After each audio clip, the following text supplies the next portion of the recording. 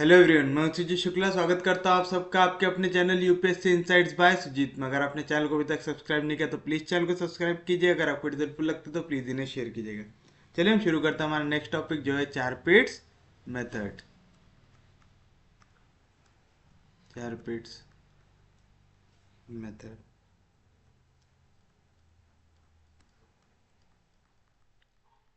General method of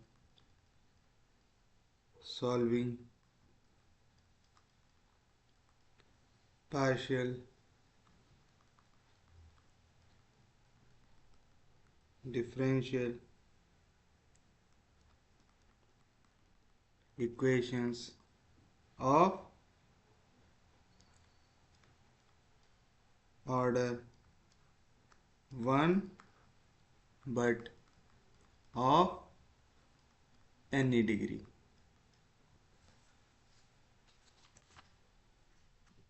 इसका लिख लीजिए working rule.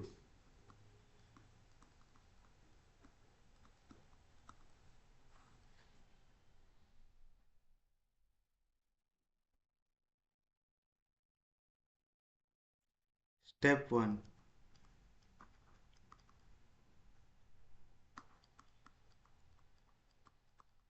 Transfer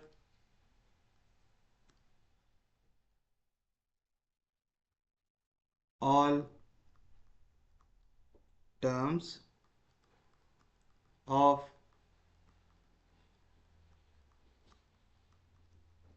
the given equation to left hand side and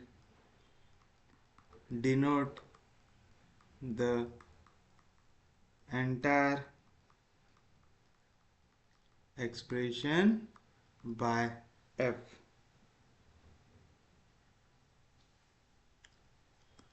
Step 2,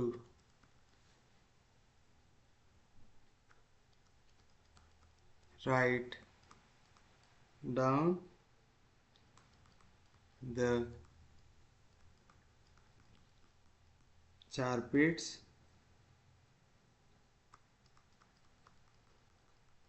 auxiliary equations।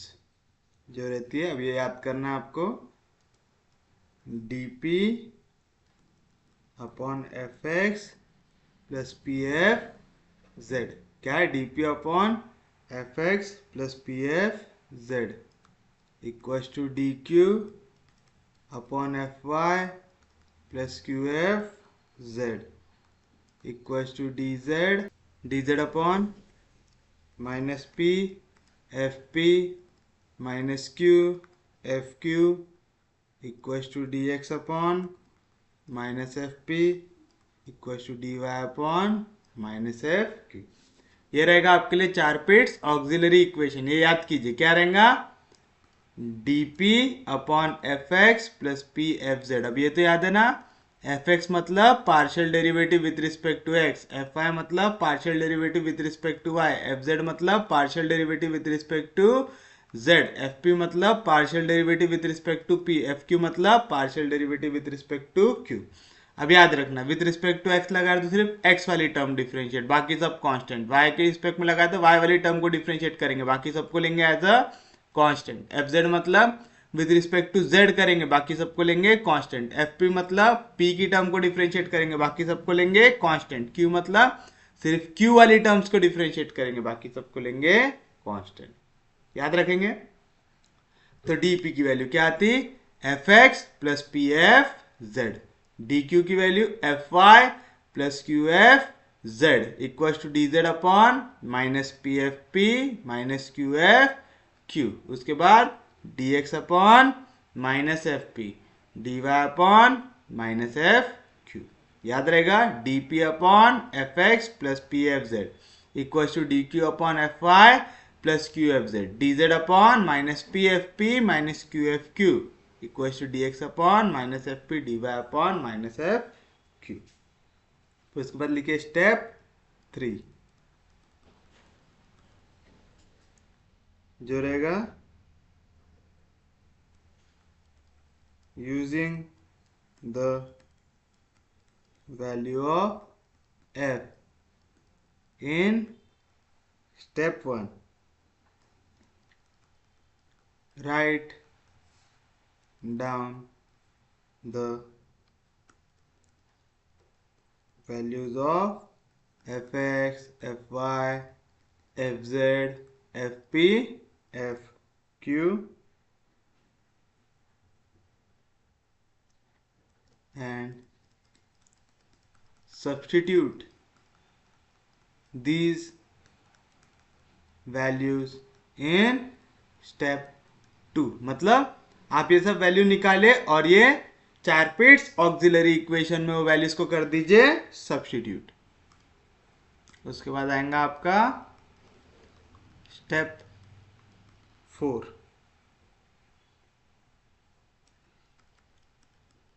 After simplifying the step 3, select two proper fractions so that the resulting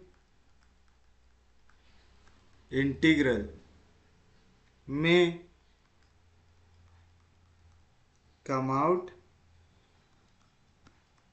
to be the simplest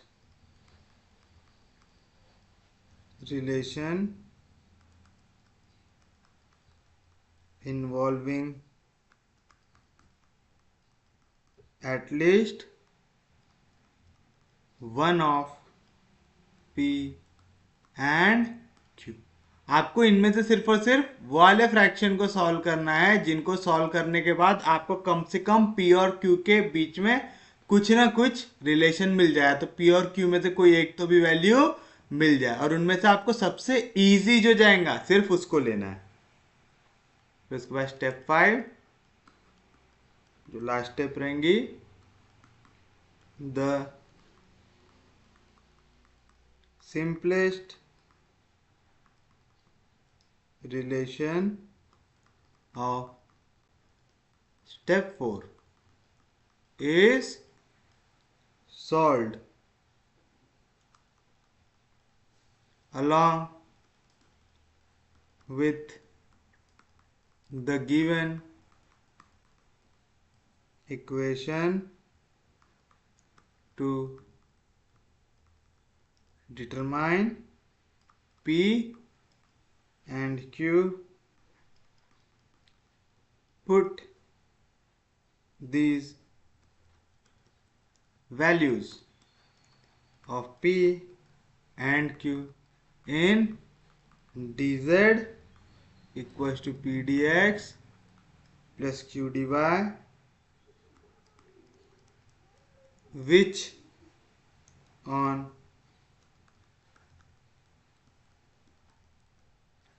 integration gives the complete integral of the given equation. फिर आप P और Q के बीच में relation बनाने की कोशिश करेंगे या P और Q की वैल्यू निकालने की कोशिश करेंगे. एक बार वैल्यू आ गई तो आप यहाँ पे सब्स्टिट्यूट करेंगे. ये रहता है हमारा फाइनल आंसर का फॉर्म. क्या रहता? dz equals to p d x plus q d y. इसको इंटीग्रेट करो, आपको मिल जाएगा आपका final answer.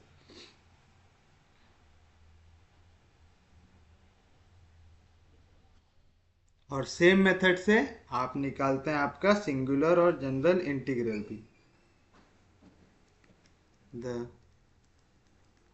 Singular and general integrals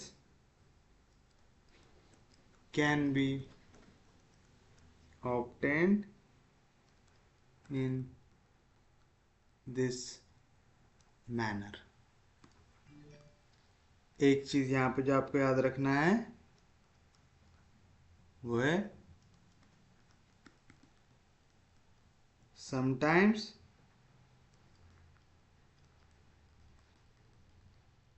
Chapit's equations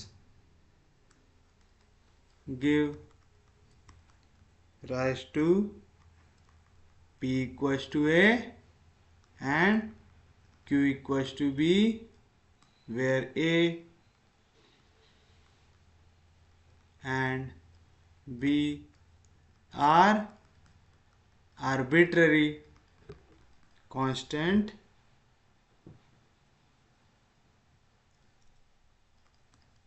in such cases put P equals to A and Q equals to B in given equation, which is the required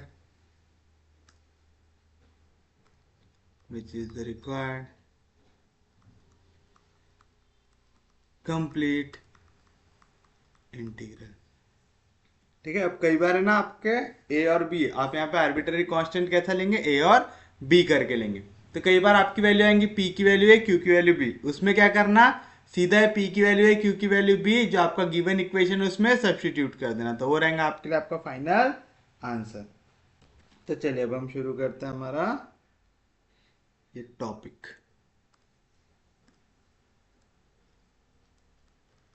जैसे आपको पहला question क्या दिया हुआ है, find a complete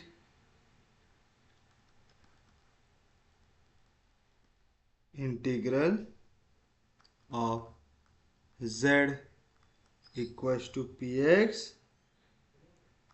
plus qy plus p square plus q square. ऐसा question दिया हुआ है। चलिए सबसे फर्स्ट स्टेप क्या रहेंगे, जो चीज दी हुई है आपको लिखना है सॉल्यूशन में। क्या दिया हुआ है आपको, हियर z दिया हुआ है px plus qy plus p square plus q square, equation number 1। फिर क्या बताए थे, पूरी वैल्यू को LHS में शिफ्ट कर लो और उसको ले लो f, तो आप लिखेंगे लेट f से मैं डिनोट कर देता हूं किसको, ये z जैसा था वैसा, यहाँ पे प्लस px, इधर क्या तो minus px minus qy minus p square minus q square equals to 0। Equation number 2 समझ में आया, किसी को कोई दिक्कत नहीं, कोई डाउट नहीं। कैसे लिया ली इक्वेशन 2 समझ में आया आपको, आपने क्या किया, पूरी वैल्यूज को एक साइड शिफ्ट कर लिए। उसके बाद आप क्या लिखते हैं, चारपीट की ऑक्सिलरी इक्वेशन, तो आप लिखेंगे चारपीट्स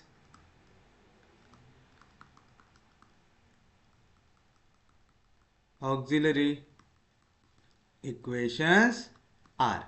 क्या रहेगा, पहला था आपका dp upon fx plus P F Z equals to dq upon fy plus Q F Z equals to dz upon minus P F P minus Q F Q equals to dx upon minus F P equals to dy upon minus F q. अब आपको क्या क्या निकालना है, पहले निकालना है value F x की, यानी partial derivative of f with respect to x. तो देखो यहाँ पे एक्स वाली टर्म कहाँ पे दिख रही, यहाँ पे, और कहीं पे दिख रही है क्या, नहीं, तो बाकी सबका डेरिवेटिव 0। अब माइनस पी कॉन्स्टेंट है डेरिवेटिव के बाहर, एक्स का derivative with respect to x कितना हो जाएगा, 1 आएगा। नेक्स्ट आपको काय की वैल्यू चाहिए, नेक्स्ट वैल्यू आपको चाहिए एफ वाई की। चलो इसमें y वाली टर्म दोनों कहां पे दिख रहा है, माइनस क्यू वाई में y दिख रहा है, और कहीं पे दिख रहा है क्या, नहीं दिख रहा है, तो बाकी सब टर्म का डेरिवेटिव 0। माइनस क्यू कांस्टेंट है डेरिवेटिव के बाहर, y का derivative with respect to y हो जाएगा 1 होगा। उसके बाद और क्या टर्म दिख रही है, एफ जेड दिख रही है, यानी आपको वाली टर्म को डिफरेंशिएट करना है with respect to z. Z सिर्फ और सिर्फ सामने दिख रहा है तो जेड का derivative with respect to z 1 हो जाएगा, बाकी पूरी चीजें कांस्टेंट है, उनका डेरिवेटिव 0 हो जाएगा। उसके बाद आपको यहाँ पे दिख रहा है एफ पी, तो पी वाली टर्म कहाँ पे है, यहाँ पे दिख रही है मेरे को, पी वाली टर्म यहाँ पे दिख रही है। तो चलो माइनस एक्स कॉन्स्टेंट है डेरिवेटिव के बाहर, पी का derivative with respect to p 1 हो जाएगा, माइनस साइन जैसा है वैसा, पी स्क्वायर का डेरिवेटिव 2p हो जाएगा, होगा। उसके बाद और एक वैल्यू बची है हमारी, कौन सी, एफ क्यू की वैल्यू। एफ क्यू कैसे लेंगे, यहाँ पे देखो क्यू की टर्म कौन कौन सी है, यहाँ पे दिख रहा है मेरे को क्यू, यहाँ पे दिख रहा है, तो माइनस वाई कॉन्स्टेंट है डेरिवेटिव के बाहर, क्यू का derivative with respect to q 1 हो जाएगा, माइनस साइन कॉन्स्टेंट है डेरिवेटिव के बाहर, क्यू स्क्वायर का डेरिवेटिव 2q हो जाएगा, होगा। तो आपके पास F X, F Y, F Z, F P, F Q सब आ गए। तो बताओ फ्रॉम इक्वेशन 3 एंड 4 क्या मिलेगा हमें, वी गेट क्या मिलेगा, dp अपॉन एफ एक्स की value minus P plus p into F Z की वैल्यू 1, तो आ गया minus P plus P equals to D Q upon F Y की value minus Q plus Q into F Z की value 1, Q one जार Q हो जाएगा, equals to D Z upon यहाँ पे क्या आएगा minus P into F P की वैल्यू क्या है minus x minus 2p minus q into f q की वैल्यू क्या है minus y minus 2q equals to D x upon minus of f P की वैल्यू क्या है माइनस एक्स माइनस 2p, तो माइनस माइनस हो जाएगा प्लस, तो आएगा x plus 2p d Y upon minus F q, तो एफ क्यू को माइनस साइन से मल्टीप्लाई करके लिख दो, तो आएगा वाई प्लस 2q आएगा। तो बताइए क्या मिला आपको, that is D P upon plus P minus P cancel, आ गया 0 equals to D Q upon plus Q minus Q cancel, आ गया 0। 2 रेशियो लेना पड़ता, 2 तो हमको ऑलरेडी मिल गए। डी जेड अपॉन यहाँ पे क्या आएंगी वैल्यू, इसको माइनस साइन को बस अंदर लेके चल जाओ, p into x plus 2p plus Q into y plus 2q equals to D x upon x plus 2p equals to D Y upon y plus 2q। ये हो जाएगा हमारे लिए इक्वेशन 4 दे चुके थे, ये हो जाएगा हमारे लिए 5। यहाँ तक कुछ भी हार्ड नहीं है, बस आपको वैल्यू सब्स्टिट्यूट करना है। यहाँ तक सबसे हार्ड चीज़ क्या है, फॉर्मूला याद रखना, उसको छोड़ के और कुछ भी हार्ड इसमें अभी तक नहीं है। ये इक्वेशन मिल गई। अब आप इनमें से वाली वैल्यूज देखेंगे जो सबसे आसान हो।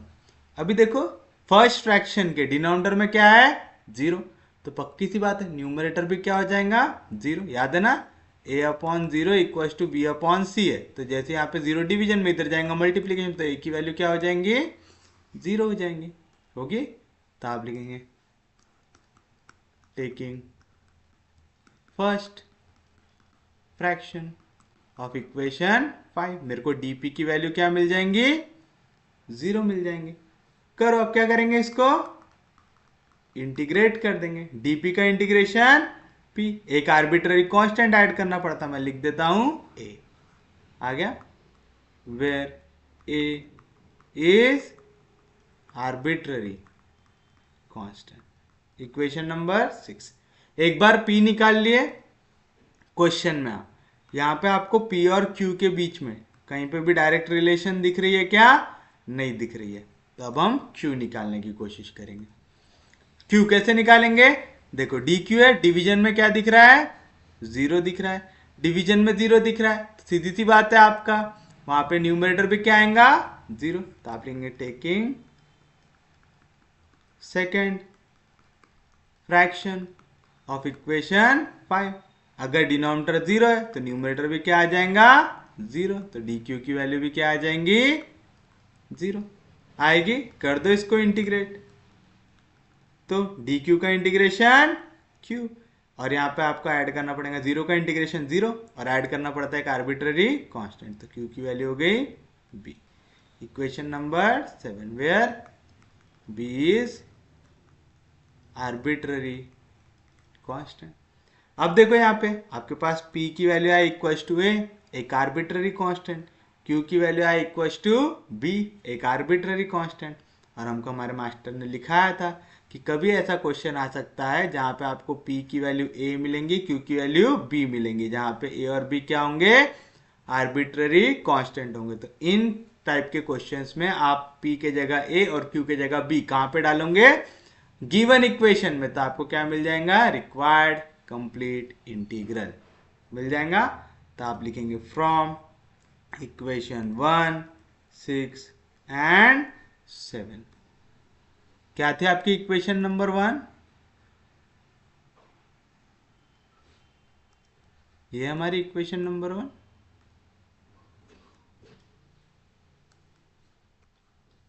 ठीक है, z equal to p x plus q y plus p square plus q square. p की वैल्यू निकाला मैंने, क्या है p की वैल्यू a, तो आ जाएगा ए एक्स प्लस ए स्क्वायर आ जाएगा। क्या निकाला मैंने, q की वैल्यू b, तो जहां जहां पे q था उसकी जगह मैं सब्स्टिट्यूट कर दूंगा b, where a and b are arbitrary constant. This is the required complete, अरे नीचे साइड लिखना ही नहीं जमता, this is the required complete integral आएगा। तो ये रहेगा आपके लिए आपका फाइनल आंसर। तो ये चीज समझ में आया। यहाँ पे आपने पहले जो इक्वेशन दी हुई थी उसको लिखा, फिर पूरे इक्वेशन को शिफ्ट किया LHS की ओर, उसको डिनोट किया कैपिटल F से। अब कई बार लोग कैपिटल F को ऐसा भी लिखते हैं x y z p q, ठीक है, कि F जो फंक्शन है वो है x y z p q का। आप ऐसा मेंशन करो चाहे ऐसा मेंशन करो, बस बरोबर तरीके से मेंशन करना उसको, याद रहेगा पक्के में, किसी को कोई दिक्कत नहीं। ये सबसे इंपॉर्टेंट चीज है, क्या, dp upon F x plus P F Z equal to D Q upon F Y plus Q F Z equal to D Z upon minus P F P minus Q F q equal to D x upon minus F p equal to D Y upon minus F q. इनमें से जो सबसे आसान value रहती वाले fractions को solve करते हैं हम लोग, तो हमारे पास सबसे आसान फ्रैक्शन आए थे पहले दो, dp upon zero D Q upon zero. इनमें से कोई भी को आंसर लो, या तो dp की वैल्यू जीरो आएंगे या तो dq की वैल्यू जीरो आएंगे। तो हमने पहला लिया dp इक्वल टू जीरो, फिर हमने देखा क्वेश्चन में मेरे को p और q के बीच में डायरेक्ट रिलेशन दी हुई है क्या, नहीं दी हुई थी, तो फिर मैंने दूसरे फ्रैक्शन को लिया dq अपॉन जीरो, यानी dq की वैल्यू आई जीरो, तो मैंने इंटीग्रेट किया तो मेरे को मिला p equal to a q equal to b। फिर ये p equal to a q equal to b given equation में सब्स्टिट्यूट कर दो तो क्या मिलेगा, z equal to p x था, अब आ जाएगा ax, क्यू वाई था, अब आ जाएगा बी वाई, पी स्क्वायर था, आ गया ए स्क्वायर, क्यू स्क्वायर था, आ गया बी स्क्वायर, और बी क्या है, आपके आर्बिट्ररी कांस्टेंट। तो ये हो गया आपका रिक्वायर्ड कंप्लीट इंटीग्रल। इजी था, समझे पक्के में, इसमें कुछ भी दिक्कत, कुछ भी डाउट। देखिए आपका सेकेंड क्वेश्चन जो है, find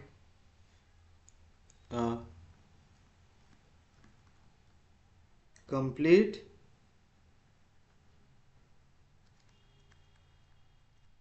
integral of q equal to 3p square. क्या क्या लिखिए आपको, q equal to 3p square का कंप्लीट इंटीग्रल। तो सॉल्यूशन में सबसे पहले जो दिया हुआ है वो लिखेंगे आप हियर, क्या दिया है मेरे को, q equal to 3p square दिया हुआ है, इक्वेशन नंबर 1 आएगा। लेट, फिर मैं किसको अज्यूम करूंगा, f को, जो किसका फंक्शन है, x y z p q का। इसकी वैल्यू क्या लूंगा, यहाँ पे 3p स्क्वायर जैसा था वैसा, यहाँ पे प्लस क्यू, इधर गया तो minus q equal to zero, या तो आप इसको ऐसा ले सकते हैं, q minus 3p square equal to zero. Equation number, किसी को कोई दिक्कत नहीं, यहाँ तक समझे पक्के में। नेक्स्ट स्टेप क्या रहती है, आप लिखेंगे the 4 pits auxiliary equations are, क्या रहता, dp upon F x plus P F Z equals to dq upon F Y plus Q F Z equals to dz upon minus P F P minus Q F Q equals to dx upon minus F P equals to dy upon minus F q होता है, याद रहेगा पक्के में। Next step क्या रहेगी, अब आप यहाँ पे निकालेंगे ये सब वैल्यूज को, तो आप एफ एक्स की वैल्यू निकालेंगे, ढूंढो कहाँ पे एक्स है, एक्स की एक भी टर्म दिख रही है गिवन इक्वेशन में, नहीं दिख रही, तो एक्स का derivative with respect to x derivative क्या आएगा, 0। With respect to y, y की कोई भी टर्म दिख रही है यहाँ पे, नहीं दिख रही, तो विद रिस्पेक्ट टू वाई क्या आएगा derivative, 0। With respect to z, z की एक भी टर्म दिख रही है यहाँ पे, नहीं दिख रही, with respect to z derivative क्या आएगा, 0। उसके बाद विद रिस्पेक्ट टू p निकालते हैं, p वाली टर्म दिख रही, तो 3 कांस्टेंट है डेरिवेटिव के बाहर, p स्क्वायर का डेरिवेटिव 2p, तो 3 2 जार 6p हो जाएगा। f q की value partial derivative with respect to q, 3p square constant derivative 0, minus sign बाहर आ गया, q का derivative with respect to q आ जाएगा 1, मिल गया। ये डेरिवेटिव निकालने में आसान रहेगा, याद रखना आप f का पार्शियल डेरिवेटिव निकाल रहे with respect to x y z p q, तो बाकी कोई भी टर्म क्यों ना आपको लेना है 0, अगर विद रिस्पेक्ट टू p लगा रहे हो तो p की ही टर्म को ढूंढोगे, बाकी सबका आप ट्रीट करेंगे एज अ कांस्टेंट, याद रहेगा पक्के में। तो फ्रॉम इक्वेशन 3 एंड 4 बताइए क्या मिलेगा आपको, dp अपॉन एफ एक्स की वैल्यू है 0 plus p times f Z की वैल्यू है 0, तो आ गया dp upon 0 equals to dq upon F Y की वैल्यू है 0 plus q times f Z की वैल्यू भी है 0, 0 into q 0, 0 plus 0 0, dz upon minus P F p, तो आएगा minus P into 6 times p, तो आ जाएगा minus 6p square, minus q times f q, तो आएगा minus into minus plus q one जार q equals to D x upon minus F p, तो आ जाएगा minus 6p equals to D Y upon minus f के, minus minus cancel आ जाएगा plus equation number 5। पहले फ्रैक्शन के denominator में 0 है, सबसे आसान वो है, तो आप लिखेंगे taking first fraction of equation 1 नहीं है, सॉरी, ऑफ इक्वेशन 5, क्या मिलेगा आपको, अगर उसके डिनोमिनेटर में 0 है तो न्यूमरेटर भी क्या होगा 0, ये स्मॉल p है, हाँ याद रखना, dp जहां पे लिख रहा हूं ना पे स्मॉल p है, ऐसा याद रखना। तो dp की वैल्यू क्या आ रही, 0 आ रही, क्या कर देंगे इसको, इंटीग्रेट कर देंगे, इंटीग्रेट करो, dp का इंटीग्रेशन p, 0 का इंटीग्रेशन 0, इंटीग्रेट करे तो ऐड करना पड़ेगा आर्बिट्ररी कांस्टेंट, तो आ गया p equals to a, equation number 6 where a is arbitrary constant आएगा। फिर उसके बाद देखो क्वेश्चन में आपको p और q के बीच में डायरेक्ट रिलेशन दी हुई है, क्या दी हुई है, q की वैल्यू क्या दिया हुआ है 3p स्क्वायर, तो अगर आपके पास p की वैल्यू है तो आप ऑटोमेटिकली q निकाल सकते हैं, है ना, हमारे पास p की वैल्यू क्या है a है, तो आप लिखेंगे फ्रॉम इक्वेशन 1 एंड 6 क्या मिलेगा आपको, q equals to 3p square, तो q की वैल्यू लेंगे 3 p स्क्वायर, p की वैल्यू क्या है a, तो आ जाएगा a का स्क्वायर, आ गया, कोई भी दिक्कत, कोई भी डाउट, तब आपको लिखना है आपका फाइनल आंसर, तो आप लिखेंगे therefore the required complete integral of given equation, complete integral of given equation is क्या रहता, dz equals to p dx plus q dy। इसको अगर आप इंटीग्रेट करोगे तो आपको मिलेगा कंप्लीट इंटीग्रल। तो आप लिखो कैन बी ऑब्टेन बाय,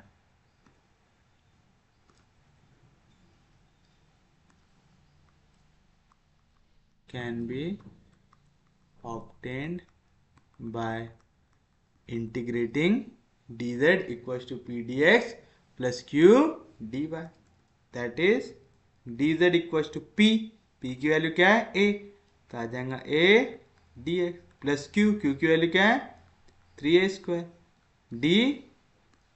अब क्या कर देंगे, इसको इंटीग्रेट कर देंगे। dz का इंटीग्रेशन z, a कांस्टेंट है इंटीग्रेशन के बाहर, dx का integration x, 3a square constant है इंटीग्रेशन के बाहर, dy का इंटीग्रेशन y। क्या लगाया आपने, इंटीग्रेशन, क्या ऐड करना पड़ेगा, आर्बिट्ररी कांस्टेंट। आ गया b, where b is arbitrary constant. आ गया सॉल्यूशन बरोबर। तो आप लिखेंगे therefore z equals to ax plus 3a square y plus b is the required complete integral where a and b are arbitrary constants। तो ये रहेगा आपके लिए आपका फाइनल आंसर। उम्मीद है समझाऊंगा। कोई भी दिक्कत, कोई भी डाउट, समझे पक्के में? इजी है क्वेश्चन। इसमें और इसमें फर्क क्या था, पहले क्वेश्चन में और इसमें, यहाँ पे भी dp upon zero dq upon zero आया, यहाँ पे भी dp upon zero dq upon zero आया। बट पहले क्वेश्चन में हमको p और q के बीच में डायरेक्ट रिलेशन दी थी क्या, नहीं दी थी। दूसरे क्वेश्चन में को p और q के बीच में डायरेक्ट रिलेशन दी हुई थी, यानी अगर मेरे पास p है तो मेरे को q निकालने के लिए इंटीग्रेशन लगाने की जरूरत नहीं है, तो मैंने q डायरेक्टली p की वैल्यू सब्स्टिट्यूट करके निकाला। याद रखेंगे, बस ये फर्क है। चलिए नेक्स्ट क्वेश्चन आपका, find the complete integral of zpq equals to p plus q। दिया हुआ है ऐसा। चलिए अब आप बताएंगे सॉल्यूशन में। सबसे पहले जो दिया हुआ है उसको लिखेंगे। तो हियर क्या दिया है मेरे को, z pq equals to p plus q दिया हुआ है। इसको मैं डिनोट कर दूंगा f of x y z p q से। कैसे, z p q जैसा था वैसा, यहाँ पे प्लस p इधर गया तो माइनस p, यहाँ पे प्लस q इधर गया तो minus q equals to zero. ये हो गया 1, ये हो गया मेरे पास। कोई भी दिक्कत, कोई भी डाउट? फिर उसके बाद क्या लिखते हैं, the 4 pits auxiliary equations are, क्या रहता, dp upon F x plus P F Z equals to dq upon F Y plus Q F Z equals to dz upon minus P F P minus Q F Q equals to dx upon minus F P equals to dy upon minus F Q आएगा। उसके बाद क्या करते हैं आप, now f x की value निकालो। यहाँ पे कोई भी एक्स की टर्म दिख रही है क्या, नहीं, तो with respect to x derivative क्या आ जाएगा, जीरो। एफ वाई निकालो। यहाँ पे एक भी वाई की टर्म दिख रही है क्या, नहीं, तो with respect to y derivative क्या हो जाएगा, जीरो। एफ जेड निकालो। With respect to z, z की टर्म दिख रही है, दिख रही है, तो पी क्यू कॉन्स्टेंट है डेरिवेटिव के बाहर, जेड का derivative with respect to z हो जाएगा 1।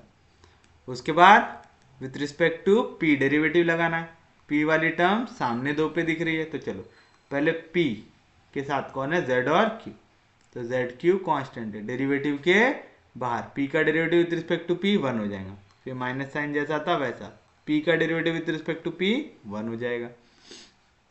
उसके बाद f q with respect to q derivative लगाना है। क्यू कौन कौन सी टर्म में, एक इसमें और एक इसमें, तो जेड इंटू पी बाहर आ गया, कांस्टेंट है तो क्यू का derivative with respect to q 1 हो जाएगा, माइनस साइन जैसा है वैसा, क्यू का derivative with respect to q कितना हो जाएगा, 1 हो जाएगा। तो हो गया आपके लिए इक्वेशन नंबर 4 हुआ।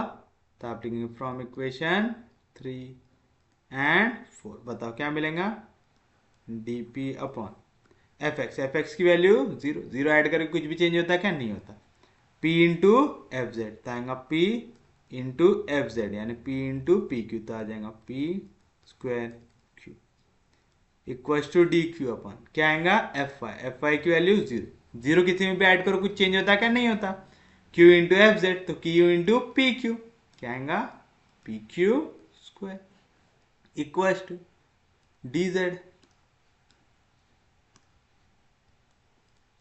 Upon minus P into F p, तो आएगा minus P into z q minus q, तो चलो माइनस पी से मल्टीप्लाई कर देता है, minus z p q plus p, इसको कैसे मल्टीप्लाई करना है आपको, माइनस क्यू से, तो आएगा minus z p q plus q आएगा, कोई भी दिक्कत कोई भी doubt, equal to D x upon minus F P, आएगा 1 माइनस जेड क्यू आएगा, यानी एफ पी को सिर्फ माइनस साइन से मल्टीप्लाई करो, तो माइनस इंटू माइनस प्लस 1 हो गया, plus into minus minus z q, d Y upon minus F q, यानी एफ क्यू को माइनस साइन के साथ मल्टीप्लाई करो, माइनस इंटू माइनस प्लस हो जाएगा, प्लस इंटू माइनस माइनस हो जाएगा, आएगा इक्वेशन नंबर। अब बताओ इनमें से सबसे आसान रेशियो कौन सा है सॉल्व करने को, पहले के दो देखो, D P upon P square Q, D Q upon P q square, ये टाइप का क्वेश्चन हमने सॉल्व किया है ना। जब भी कोई ऐसी वैल्यू मिले जिसको कैंसिल करके आप आपका आंसर निकाल सकते, तो आप हमेशा वही वाली वैल्यूज को लेते हैं, तो आप लिखेंगे कंसीडर, ये रेशियो को कंसीडर किए, कहां से किए, फ्रॉम इक्वेशन नंबर 5 से किए, P उसका स्क्वायर कैंसिल, Q उसका स्क्वायर कैंसिल, तो क्या बचा यहाँ पे आपके पास बचा dp upon p equal to dq upon q बचा। अब क्या कर देंगे, इसको इंटीग्रेट कर देंगे, तो इंटीग्रेट करेंगे dp अपॉन p का इंटीग्रेशन क्या आएगा, p, dq upon q sorry dp upon p का इंटीग्रेशन क्या आएगा, log ऑफ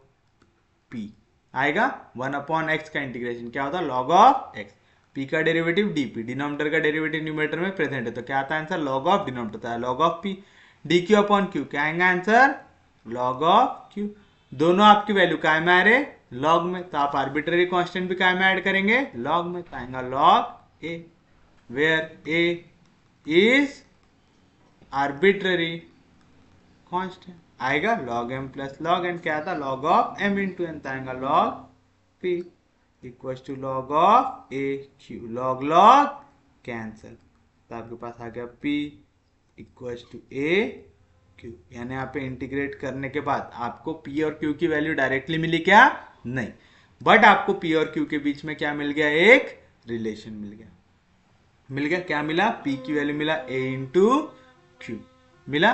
अब ये रिलेशन को आप सब्स्टिट्यूट कर दोगे आपके गिवन इक्वेशन में, तो from equation 1 and 6, from equation 1 and 6 बताइए क्या मिलेगा आपको, यह है आपका इक्वेशन 1,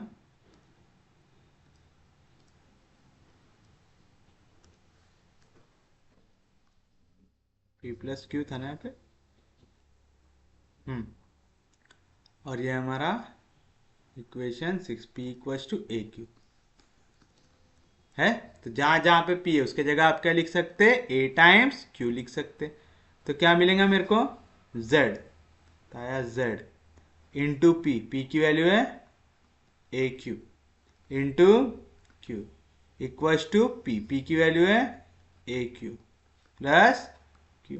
तो क्या मिलेगा, A into Z A Z, Q into Q Q square equal to, यहाँ पे भी क्यू है यहाँ पे भी क्यू है, क्यू को निकालो कॉमन तो क्या बचेगा ए प्लस वन, क्यू और उसका स्क्वायर कैंसिल। तो क्या मिली आपको क्यू की वैल्यू, यहाँ से क्यू की वैल्यू मिली आपको ए प्लस वन अपॉन ए जेड मिली। कोई भी दिक्कत, कोई भी डाउट, इजी है, समझे यहाँ तक पक्के में। इसको दे दो इक्वेशन नंबर 7 मिलेगा। तो फ्रॉम इक्वेशन 6 एंड 7 बताओ पी की वैल्यू क्या है, ए टाइम्स क्यू। तो पी की वैल्यू क्या आ जाएंगी, ए टाइम्स क्यू, क्यू की वैल्यू क्या है ए प्लस वन अपॉन ए जेड। फिर से कुछ कट रहा है, ए कैंसिल, तो पी की वैल्यू क्या आएंगी ए प्लस वन अपॉन जेड आएगी। आपके पास पी आ गया, आपके पास क्यू आ गया। अब आप क्या करेंगे, इसको आपके इक्वेशन में सब्स्टिट्यूट करेंगे। तो आप चाहो तो ऐसा लिख सकते हैं, वी नो दैट, क्या मालूम है हमको, dz की वैल्यू रहती है p d x plus q d y. तो क्या आएंगे dz की value p into d x. तो p की वैल्यू क्या है हमारी, p की वैल्यू p है हमारा a plus one upon Z into d x plus Q, Q की वैल्यू क्या है ए प्लस वन अपॉन ए जेड इंटू डी वाई आएगा। कोई भी दिक्कत, कोई भी डाउट। अब देखो यहाँ पे भी डिवीजन में z है, यहाँ पे भी डिवीजन में z है, तो हम क्या करेंगे पूरी इक्वेशन को मल्टीप्लाई कर देंगे z से। आप चाहो तो ए जेड से भी मल्टीप्लाई कर सकते हैं। सपोज आपने मल्टीप्लाई कर दिया ए जेड से, जैसे ए जेड से मल्टीप्लाई करेंगे तो क्या आएगा A Z D Z equal to, यहाँ पे जेड जेड कटेगा, क्या नहीं कटा ए नहीं कटाता, आएगा ए into A plus one D. यहाँ पे ए जेड कैंसिल, तो क्या आएगा A plus one into D Y आएगा। समझा, यहाँ पे डिनोमिनेटर में सबसे बड़ी वैल्यू क्या थी ए जेड, तो आपने पूरी इक्वेशन को ए जेड से कर दिया मल्टीप्लाई। आप क्या कर देंगे, इसको इंटीग्रेट कर देंगे। कोई भी दिक्कत, कोई भी डाउट। या तो आप एक और चीज कर सकते हैं, आपको मालूम z का इंटीग्रेशन क्या होता है, z स्क्वायर बाय 2 होता है, तो इसके डिवीजन में 2 आ जाएगा। अगर आपको डिवीजन में 2 नहीं चाहिए तो मल्टीप्लाई कर दो पूरी इक्वेशन को बाय 2 भी कर दिए। अब कर दो इसको इंटीग्रेट। ये तो अब याद हो गया होंगे आपको कैसे करते हैं, 2a कांस्टेंट है, इंटीग्रेशन के बाहर z का इंटीग्रेशन z स्क्वायर बाय 2। देखो मल्टीप्लीकेशन डिवीजन का 2 कट गया, टेंशन हट गया उसका। इक्वल टू यहाँ पे 2a प्लस वन सब कांस्टेंट है, dx का integration x plus 2 into A plus one Y का इंटीग्रेशन dy का इंटीग्रेशन y आएगा। या तो आप आंसर को इस फॉर्म में रहने दो और ऐड करना पड़ेगा एक आर्बिट्ररी कांस्टेंट, तो where b is arbitrary constant. क्यों भी ऐड किया समझा ना, आपने क्या किया इंटीग्रेट किया, जैसे इंटीग्रेट किया क्या ऐड करना पड़ता है, एक आर्बिट्ररी कांस्टेंट ऐड करना पड़ता था। आपको क्या मिला, देयरफॉर क्या बचा यहाँ पे A Z square equal to, यहाँ पे भी 2 है यहाँ पे भी 2 है, कॉमन ले लो, यहाँ पे भी ए प्लस वन यहाँ पे भी ए प्लस वन कॉमन ले लो, तो 2 into A plus one into यहाँ पे क्या बचा ए इंटू एक्स, तो आ गया ए एक्स प्लस दूसरे वाले केस में क्या बचा सिर्फ और सिर्फ पाई, तो आएगा plus y plus b, where a and b are arbitrary constant. This is the required complete integral। दे रहेंगे आपके लिए आपका फाइनल आंसर। समझा, हमेशा ऐसे रेशियो लेना जिनसे आंसर निकालना सबसे ज्यादा आसान हो। याद है ना, हमने मेथड में भी लिख के रखा है, हम वो वाला रेशियो लेते हैं जिसमें आंसर निकालना सबसे ज्यादा आसान होता है।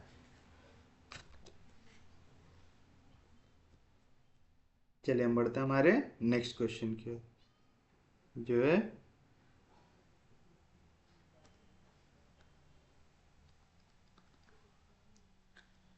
Find a complete integral of b square minus Y square cube equals to y square minus x square. ऐसा क्वेश्चन दिया हुआ है आपको।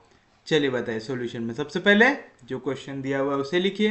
तो आप लिखेंगे हियर क्या दिया हुआ मेरे को, p square minus Y square q equal to y square minus x square, equation number 1। फिर क्या करते, आप एक फंक्शन लेते x y z p q का, जिसको मैं डिनोट करूंगा कैसे, सेम इक्वेशन इक्वल टू 0 के फॉर्म में। तो पी स्क्वायर जैसा था वैसा, माइनस वाई स्क्वायर क्यू जैसा था वैसा, यहाँ पे माइनस एक्स स्क्वायर इधर आया तो प्लस एक्स स्क्वायर, यहाँ पे प्लस वाई स्क्वायर इधर गया तो minus Y square equal to 0, equation number आएगा। फिर आप क्या लिखते थे, 4 पिट्स ऑक्सिलरी इक्वेशन, तो आप लिखेंगे तो 4 पिट्स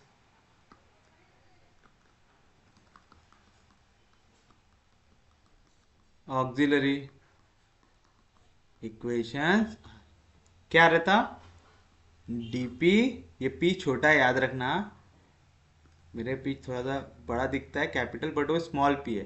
तो आएगा d p upon F x plus P F Z equal to D Q upon F Y plus Q F Z equal to D Z upon minus P F P minus Q F q equal to D x minus F p equal to D Y upon minus F q, equation number 3।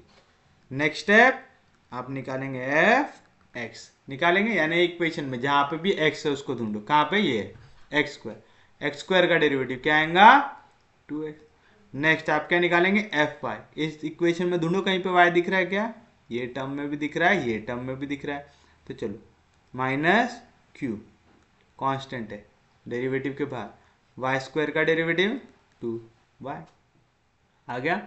उसके बाद आप next निकालेंगे value F Z की, यहाँ पे कोई भी Z की टर्म दिख रही है क्या, नहीं दिख रही, तो एफ जेड की वैल्यू क्या आ गई, 0 आ गई, जेड है एफ जेड की वैल्यू क्या आ गई, यहाँ पे 0 आ गई, कोई भी दिक्कत। उसके बाद नेक्स्ट वैल्यू आप निकालेंगे एफ पी की, ये इक्वेशन में कहीं पे पी दिख रहा है क्या, यहाँ पे पी है और कहीं पे भी नहीं है, तो चलो पी स्क्वायर का डेरिवेटिव 2p हो जाएगा। उसके बाद एफ क्यू की वैल्यू, यहाँ पे कहीं पे आपको क्यू दिख रहा है क्या, यहाँ पे दिख रहा है, तो q minus Y square constant है डेरिवेटिव के बाहर, क्यू का derivative with respect to q हो जाएगा, ये हो गया आपके लिए इक्वेशन नंबर 4। तो फ्रॉम इक्वेशन 3 एंड 4 बताइए क्या मिलेगा आपको, dp अपॉन एफ एक्स की वैल्यू है 2x plus P F Z की वैल्यू है 0, तो p इंटू 0 क्या हो जाएगा 0, तो है dp upon 2x equal to D Q upon F Y की value minus 2y Q plus Q into F Z की वैल्यू 0, तो 0 से मल्टीप्लाई हो जाएगा तो क्या हो जाएगा 0 हो जाएगा, होगा ये माइनस 2y क्यू है, minus 2y Q equal to D Z upon minus P F P, आएगा minus P into F P यानी minus 2p into P square, आएगा minus 2p square minus Q F Q, आएगा minus into minus plus Y square Q, क्योंकि F of Q की value क्या है minus Y square है, equal to D x upon minus F P, आएगा D x upon minus 2p equal to D Z upon minus f की, तो minus into minus हो जाएगा प्लस, आएगा plus Y square, equation number 5। अब यहां से आपको ऐसे फ्रैक्शंस लेना है जिनको सॉल्व करने पे आपको आसानी से आंसर मिल जाए। कौन कौन सा ले सकते हैं, देखो यहाँ पे डीपी के डिवीजन में क्या दिख रहा है आपको 2x दिख रहा है, तो ढूंढो dx के डिवीजन में क्या है, dx के डिवीजन में p वाली टर्म है, तो इसको लेंगे तो आसानी से सॉल्व हो जाएगा, तो आएगा dx अपॉन माइनस 2p, क्योंकि आपको ये याद है ना अगर dp है और dx है तो पूरी टर्म p और x की आनी चाहिए, है ना। अभी देखो जैसे ये वाला लेता अगर मैं ये दोनों को लेता तो यहाँ पे dp है dq है, लेकिन टर्म किसकी आ रही x y q की, सॉल्व हो सकते क्या, नहीं हो सकते। इसको लेता तो p y स्क्वायर q और टर्म है dz की, तो समझ रहे हैं, आपको ऐसी वैल्यू को लेना है जो सॉल्व करने में आसानी हो। जैसे ये वाला रेशियो आपको आसान दिख सकता है, dp/2x dz/y², लेकिन क्या है यहाँ पे y² है। आप किसके रिस्पेक्ट में लगा रहे हैं, dz के रिस्पेक्ट में लगा रहे हैं, तो सॉल्व होगा क्या, ये नहीं होगा। तो हमेशा ये ढूंढना आप। जैसे इसका सबसे आसान तरीका क्या है, dp के डिवीजन में देखो कौन है, 2x है, तो x वाली टर्म देखना, तो dx क्या है -2p। कुछ कट रहा है यहाँ पे, 2 2 कैंसिल। कहाँ से कंसिडर किया इसको, फ्रॉम इक्वेशन नंबर 5 से किया। तो क्या मिला आपको, यहाँ पे p डिवीजन में इधर जाएगा तो मल्टीप्लीकेशन आएगा, p dp इक्वल टू, यहाँ पे माइनस साइन जैसा था वैसा, x डिवीजन में इधर जाएगा मल्टीप्लीकेशन आएगा, x dx आएगा। तो चलो 2 से मल्टीप्लाई करते, क्योंकि p का इंटीग्रेशन होगा p²/2, x का होगा x²/2, तो हम क्या करते हैं, इसको सादा रख देते, ताकि 2p dp, यहाँ पे माइनस साइन इधर साइड आएगा तो क्या हो जाएगा, वो प्लस में हो जाएगा, तो आएगा plus x dx equal to 0। Next step क्या रहेंगे, आपको बस इसको क्या कर देना है, इंटीग्रेट कर देना है।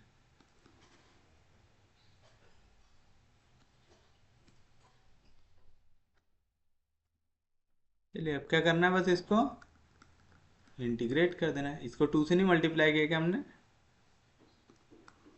पूरी इक्वेशन को आपने क्या से मल्टीप्लाई किया है, 2 से, तो यहाँ पे भी क्या आ जाएगा 2, ये होगा 2p dp, इधर माइनस इधर आया तो plus 2x dx equal to 0 आएगा। चलिए अब क्या करेंगे, इसको इंटीग्रेट, तो 2 जैसा था वैसा p का इंटीग्रेशन p²/2 प्लस 2 जैसा था वैसा x का इंटीग्रेशन x²/2, 2 2 कैंसिल, 2 2 कैंसिल, तो बचेगा आर्बिट्ररी कांस्टेंट। p का भी स्क्वायर है, q का भी स्क्वायर है, तो आर्बिट्ररी कांस्टेंट का भी कर लो square, where a is arbitrary constant. तो दैट इज क्या मिला आपको, p² plus x² equal to a² मिला ऐसा। इसको अगर मैं सॉल्व करना चाहूँ, यहाँ से p की वैल्यू निकालना चाहूँ, तो क्या आएगा, p² इक्वल टू a², यहाँ पे प्लस x² इधर गया तो माइनस x², तो p की वैल्यू क्या आएंगी, √a² माइनस x²। तो आपने 5 तक दे दिए थे इक्वेशन, ये हो जाएंगे आपके लिए इक्वेशन नंबर 6। कोई भी दिक्कत, कोई भी डाउट, समझा यहाँ तक। अब आपके पास p मिल गया, अब आप यहाँ से q की वैल्यू निकाल सकते, क्या निकाल सकते, कहाँ पे सब्स्टिट्यूट करना है आपको उसको, इक्वेशन नंबर 1 में। मैं इक्वेशन 1 को उधर लेके चलता हूँ ताकि हम लोग डायरेक्टली सब्स्टिट्यूट कर सके इसको।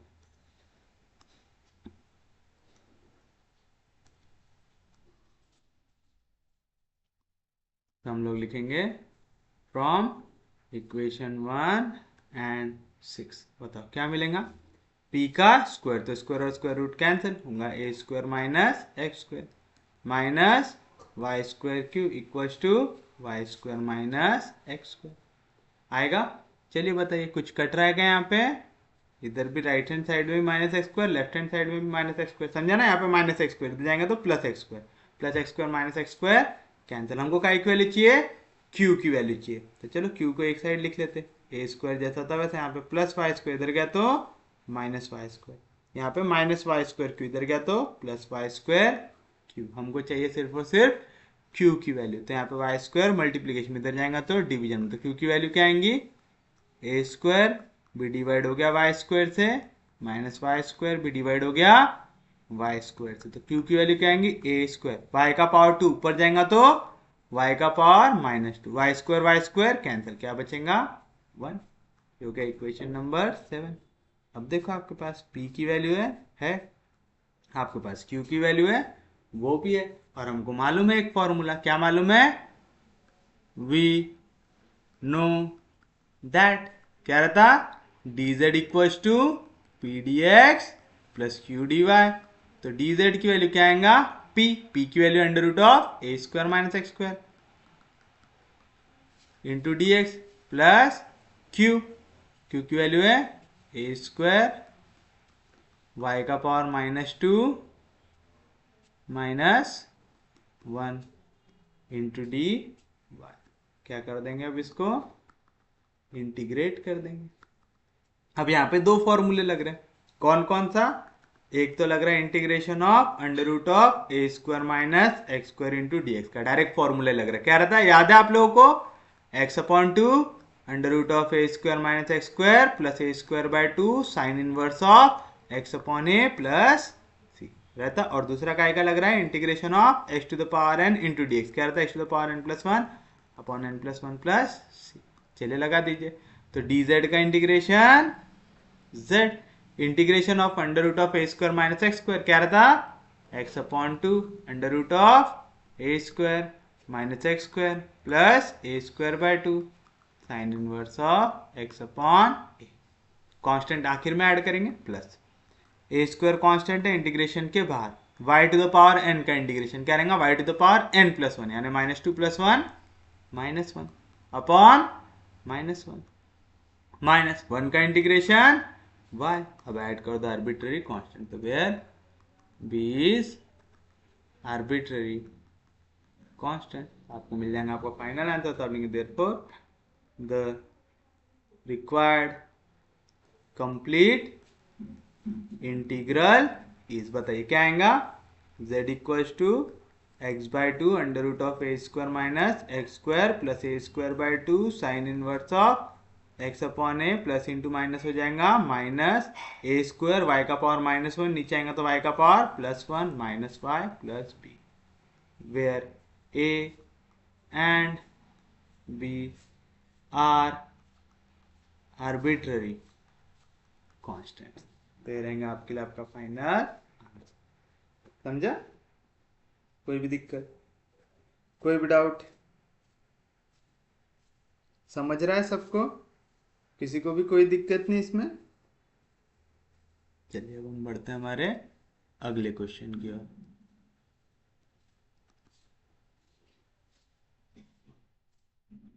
जो है find the complete integral of z square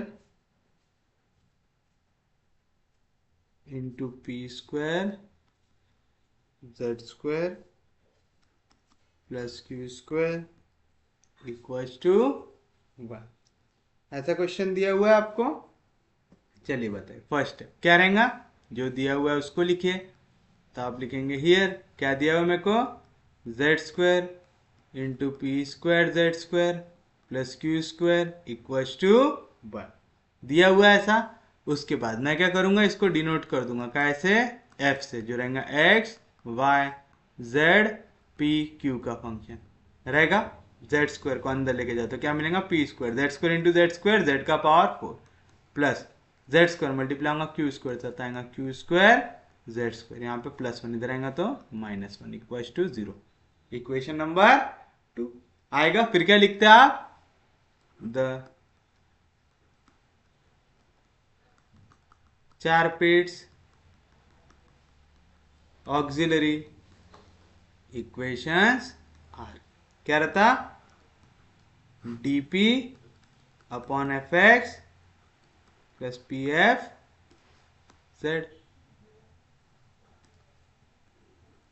equals to dq upon F Y plus Q F Z equals to dz minus P F P minus Q F q dx minus F p dy minus F Q.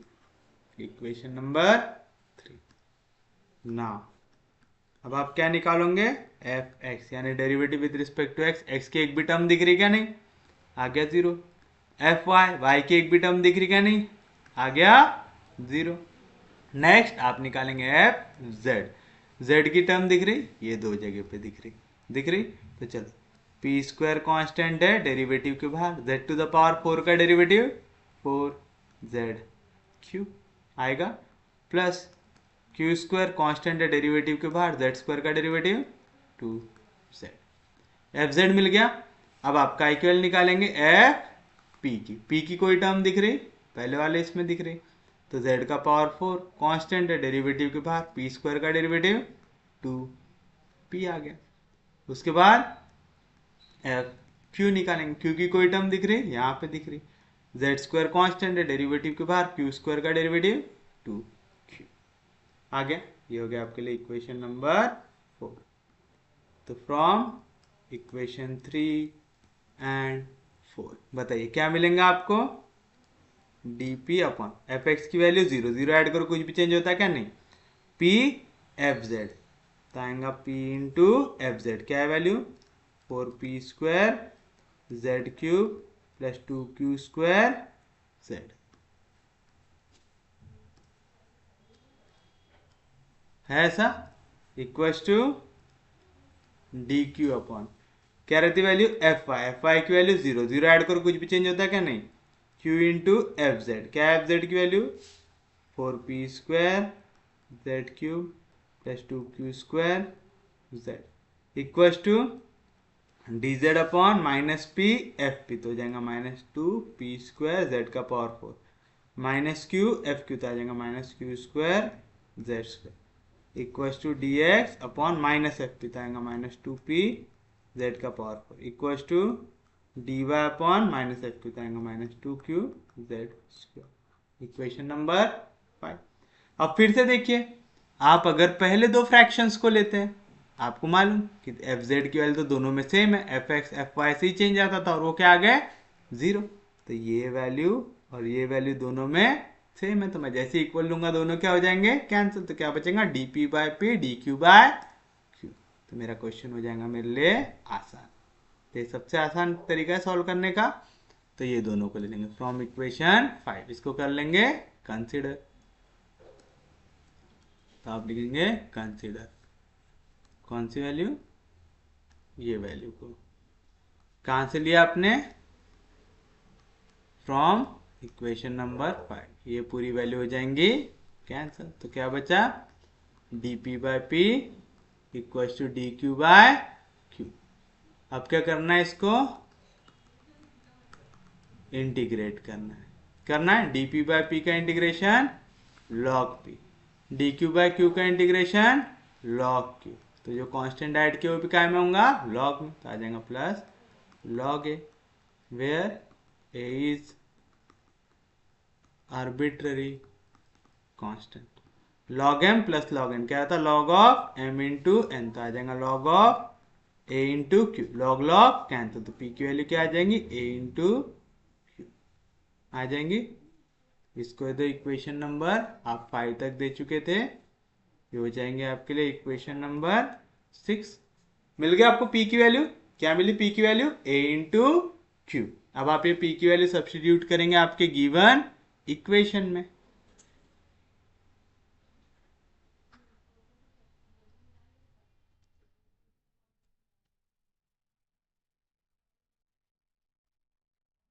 यहां पे कर देंगे इसको substitute, तो आप लिखेंगे from equation 1 and 6, बताइए क्या मिलेगा आपको जेड स्क्वायर इंटू पी का स्क्वायर, पी की वैल्यू क्या है ए क्यू, तो आएगा a square q square z square plus q square equals to 1 आएगा। यहाँ से दोनों में कुछ सेम दिख रहा है, यहाँ पे भी क्यू का स्क्वायर है, यहाँ पे भी क्यू का स्क्वायर है, तो क्यू स्क्वायर को निकाल लेंगे कॉमन, तो क्यू स्क्वायर आ गया बाहर, क्या बचा अंदर z square a square z square plus 1 equals to 1, तो यहाँ से आपको क्यू स्क्वायर की वैल्यू क्या मिली, देयरफॉर क्यू स्क्वायर की वैल्यू आएंगी 1 अपॉन यहाँ पे बचेगा z square a square z square plus 1 z square into a square z square plus 1, एक मिनट क्या मिला आपको q square equal to 1 upon z square into a square z square plus 1 taking square root, q की value क्या आएंगी 1 upon z square square square root cancel, आ जाएगा z under root of a square z square plus 1, ये हो जाएंगे आपके लिए इक्वेशन नंबर 6 तक दे चुके थे, आ जाएगा आपके लिए इक्वेशन नंबर 7।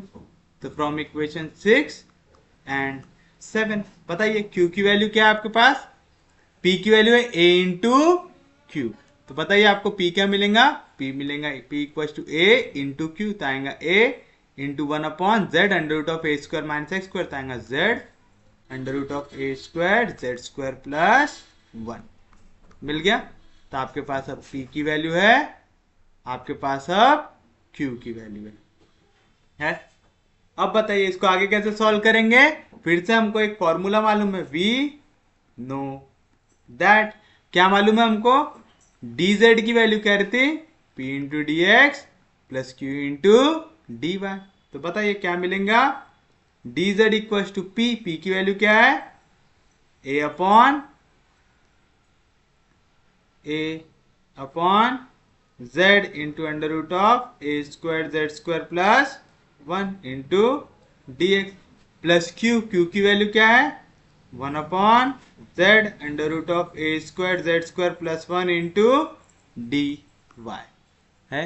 अब देखिए हमको जहां पे dx है वहां पे x की टर्म, जहां पे dy है वहां पे की टर्म, और जहां पे dz है वहां पे z की टर्म। तो यहाँ पे पूरे के डिवीजन में क्या है, z under root of a square z square plus 1 है। तो ये वैल्यू से कर देंगे मल्टीप्लाई, तो क्या मिलेगा आपको, z under root of a square z square plus 1 into d Z equal to क्या बचेगा, a dx प्लस dy बचेगा।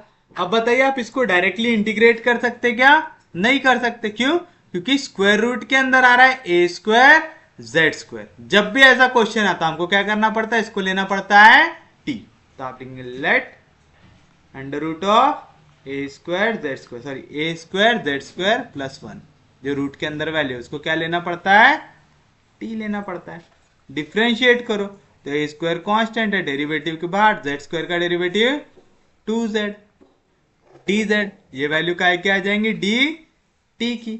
हमारे पास यहाँ पे कौन कौन सी टर्म है, z है और dz है, तो हमको चाहिए z और dz की वैल्यू। तो बताइए यहाँ से क्या मिलेगा, z इंटू डी जेड की वैल्यू, dt जैसा था वैसे यहाँ पे 2a स्क्वायर मल्टीप्लीकेशन में इधर जाएगा तो डिवीजन में आ जाएगा। तो बताइए क्या मिला आपको, यहाँ से आपको मिला under root of a square t square, तो आ जाएगा अंडर रूट का मतलब power 1/2, a square z square plus 1 काय की वैल्यू है टी की, तो आ गया टी का पावर 1/2, जेड डी जेड की वैल्यू क्या है, d t upon 2a square equal to यहाँ पे बचा a d x plus d y बचा। यहाँ पे 2a स्क्वायर डिवीजन में, इधर जाएगा तो मल्टीप्लीकेशन में, तो क्या मिलेगा आपको, t का पावर 1/2। नहीं तो अभी कर ही देते इसको इंटीग्रेट एक ही स्टेप पे, काय के लिए इसको आगे के लिए और रखते, कर दो इसको इंटीग्रेट एक ही बार में, पहले इक्वेशन ले लो याली और कर दो डायरेक्ट इंटीग्रेट।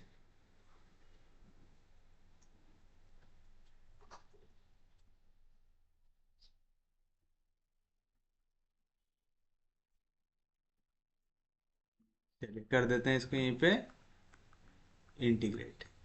तो 1/2a स्क्वायर कॉन्स्टेंट है इंटीग्रेशन के बाहर, t के पावर 1/2 का इंटीग्रेशन t का power 3/2 upon 3/2 equal to a constant है इंटीग्रेशन के बाहर, dx का इंटीग्रेशन x प्लस dy का इंटीग्रेशन y, क्योंकि आपने इंटीग्रेशन लगा आपको ऐड करना पड़ेगा एक आर्बिट्ररी कॉन्स्टेंट, तो आप लेंगे plus b where b is arbitrary constant आएगा, यहाँ पे का 2 और ये 2 हो जाएगा कैंसिल। तो क्या बचा यहाँ पे, t का power 3/2 upon 3a square equal to ax plus y plus b, और आपके पास t की वैल्यू है क्या है, तो आप लिखेंगे therefore the required complete integral is, क्या आएगा, t की वैल्यू आपके पास क्या है, t की वैल्यू,